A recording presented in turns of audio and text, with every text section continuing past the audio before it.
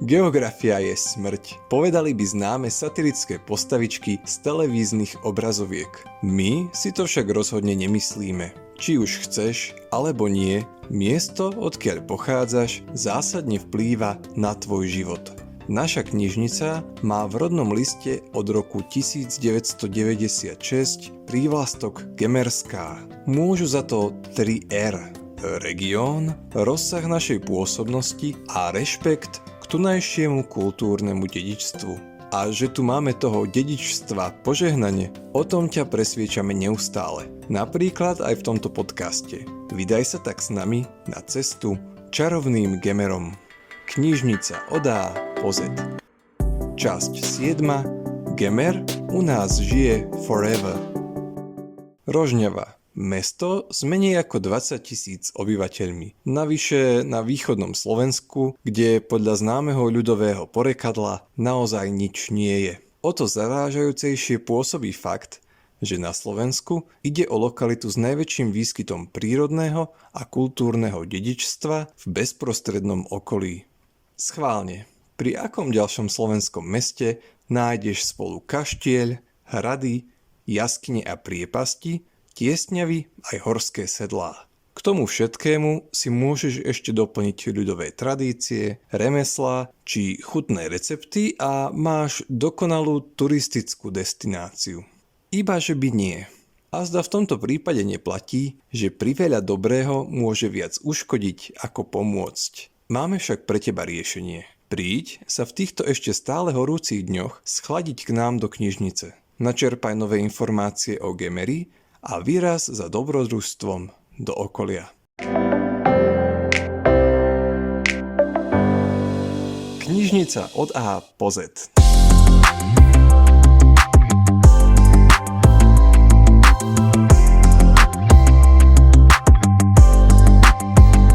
Čo všetko ti môžeme o Gemeri povedať? Popravde, snažíme sa náš domovský región preskúmať skrz naskrz, aby si mal možnosť spoznávať jeho dávnu i nedávnu históriu, no tiež súčasné pomery, potrebujeme dôkladne sledovať každú zmienku o ňom. Ako? Neustále skúmame dennú tlač, rovnako ako zaznamenávame každú novú publikáciu a štúdiu o Rožňave a Gemerskom regióne. Teda, aby som si neprivlastnil cudzie zásluhy, robí to naša kolegyňa Valika z oddelenia regionálnej bibliografie. Keď tieto knihy a články potrebuješ prelúskať, pokojne ti ich poskytneme na prečítanie. V študovni alebo čitárni. Ďalej ťa však s nimi pustiť nemôžeme. Aj my totiž musíme chrániť kultúrne dedičstvo ukryté v riadkoch.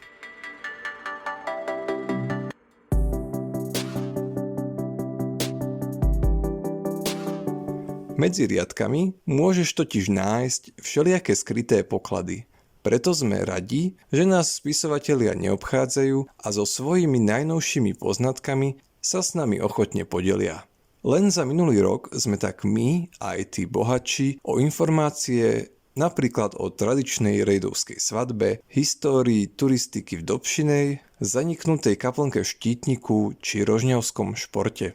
V našich regáloch sa potom nestratia ani tunajší autori prózy a poézie, ktorých vždy s radosťou stretávame na besedách a podujatiach.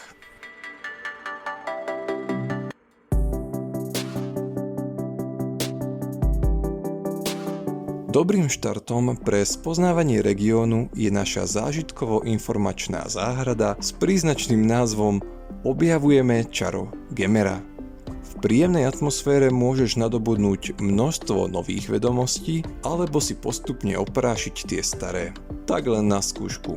Odkiaľ to pochádzal ten šafárik? Ako sa len volal banský inžinier, ktorý objavil Dobšinskú ľadovú jaskyňu? Čo bolo náplňou práce prdárov? Popri odpovediach na tieto otázky spoznáš aj povesti o jednotlivých gemerských obciach, doplníš slova do strôv básní tunajších autorov alebo si precvičíš orientačné schopnosti na slepej mape. Lepší východiskový bod ako malú školu hrou v knižničnej záhrade asi len tak v Rožňave nenájdeš.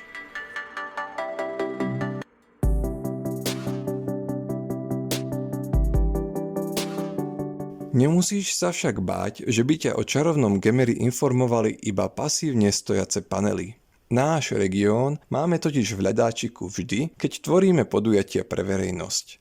V prípade nášho knižničného festivalu pozývame miestnych remeselníkov, aby sa mohli pochváliť svojimi výrobkami. Počas stredovekého dňa v knižnici si zas pripravujeme prednášky na zaujímavé témy z histórie mesta i regiónu. Na ilustráciu minulý rok nám historička rozprávala o kláštoroch a knižniciach, tento rok sme zase riešili tunajšie lekárne a lekárnikov.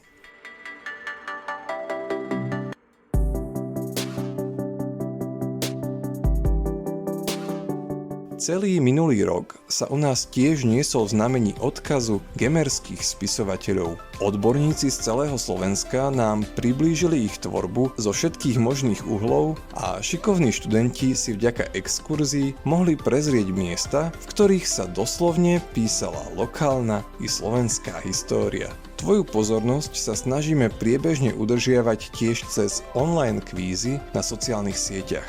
Dozvedieť si sa vďaka ním mohla napríklad o holokauste na Gemeri, jaskyniach slovenského krasu, v živote matematika Jura Hronca či o freskách v kostoloch na gotickej ceste.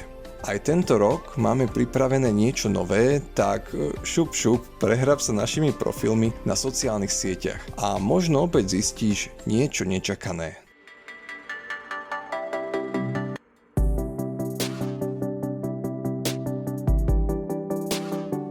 Ako priblížiť gemerský región deťom? Skúšame to slovami aj nohami. Keď na Slovensku vyslovíš slovo rozprávka, ako si automaticky sa k nemu priradí osobnosť Pavla Dobšinského. Cez podujatie Čas kráľa rozprávok sa môže každý malý čitateľ a čitateľka dozvedieť zaujímavosti zo života tohto významného rodáka.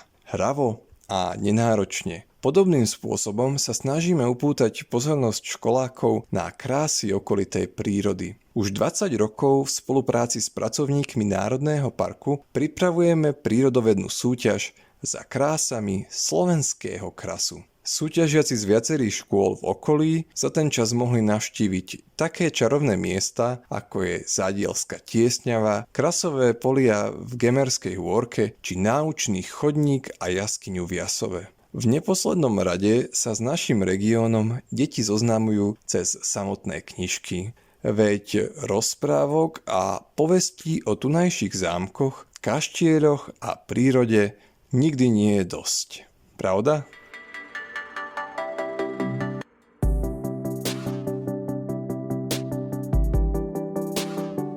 Gemer, gemer more, mohlo by sa spievať v nejakej elektropopovej piesni.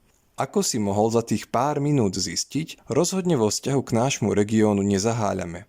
Rovnako po letnej prestávke pokračujeme s ďalšími časťami podcastu Knižnica od A po Z. Sleduj tak naďalej náš facebookový profil, knižničný blog a počúvaj podcast, v ktorom pomaly napredujeme abecedou až k rozprávkovému záveru.